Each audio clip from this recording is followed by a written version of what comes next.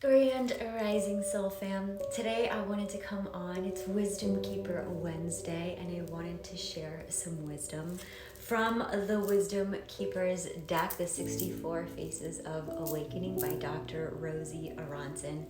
I love this deck for Gene Keys contemplation, and we've just shifted into a new Gene Key, and it's Gene Key 37, which is the shadow of weakness, the gift of equality, and the city or the divine expression of tenderness. So maybe it feels good to wrap your hands around yourself.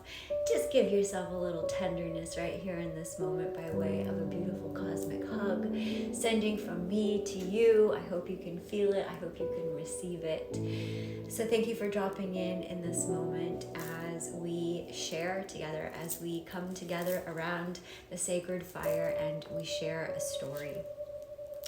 This starts off with a Richard Rudd quote that says, "From the point of view of the human heart, all humanity is one family." Here's the imagery for the gift of equality. And let's check it out. My wisdom story. Though I was born into a girl's body, I always felt like a boy deep down. My family was conventional. My father worked, my mother took care of the children, and was completely dependent on him financially. He often treated her disrespectfully and with cruelty, as if she were weak, overly sentimental, and only nice to look at. As I got older, I saw men like him ruling the world. So I rejected my father, the patriarchy, as well as the boy in me. In absolute solidarity with my mother, I would be a girl, no matter how painful or wrong it felt within. Without realizing it, I spent the following years using every masculine muscle I had to idealize and fight for all things feminine. I envisioned and worked for a world where women were the leaders. I became an activist and speaker, empowering women worldwide with my ideals.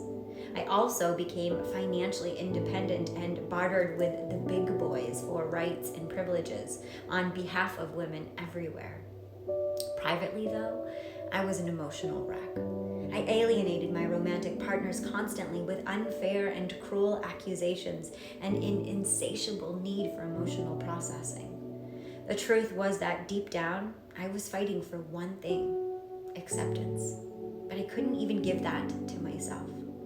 I was too weak to share, much less own how I felt inside or how I wanted to live my life. I had zero trust that my romantic partners would still love me as a man. No trust that the world would ever accept a freak like me.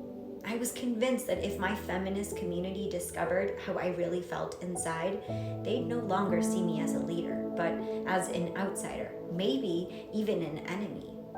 When the pain of hiding myself was too great, I decided to give drive to a transgender support group in a town where I'd never be recognized.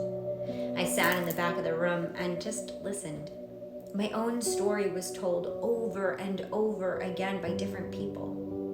Because of their courage, I found myself. My pain, longing, loneliness, and overwhelming fear. At the end of the meeting, someone came up to me. To my shock, it was someone I knew. I expected an attack, but instead I was given the most tender embrace. In that moment, I knew I'd find my way back to me and that I wouldn't have to do it alone. My gift to you: I am your friend. I have deep respect for you. I don't want you to change who you are at your core. You are a completely unique, worthy being, and there is a place for you in this world of ours. I see you with deep tenderness. It is time to take your place with pride, humility, and profound self-acceptance. When you look at yourself, see your weakness and vulnerability as your strengths. When you look out at the world, see beyond polarities, beyond gender stereotypes, beyond patriarchy and matriarchy. Aim your eye towards synthesis, to the entire continuum of beauty available to all of us. Equality is your birthright.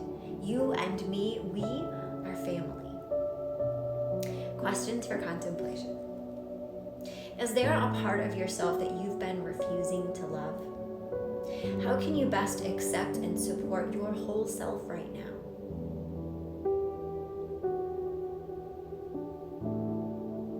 What do you see as a weakness in you? Can you find its inherent strength? Can you embrace all people equally?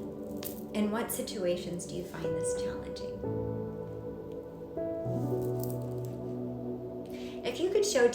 If you could show yourself tenderness today, what would you do?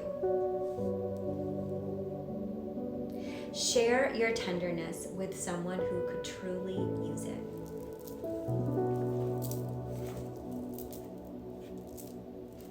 So there we go. Recognizing that our sensitivity is our superpower, is shifting, is transcending the shadow of weakness into the divine expression of tenderness. So today, may you be tender with your heart, with your emotions, and also with the emotions of others. Sending you so much love this week.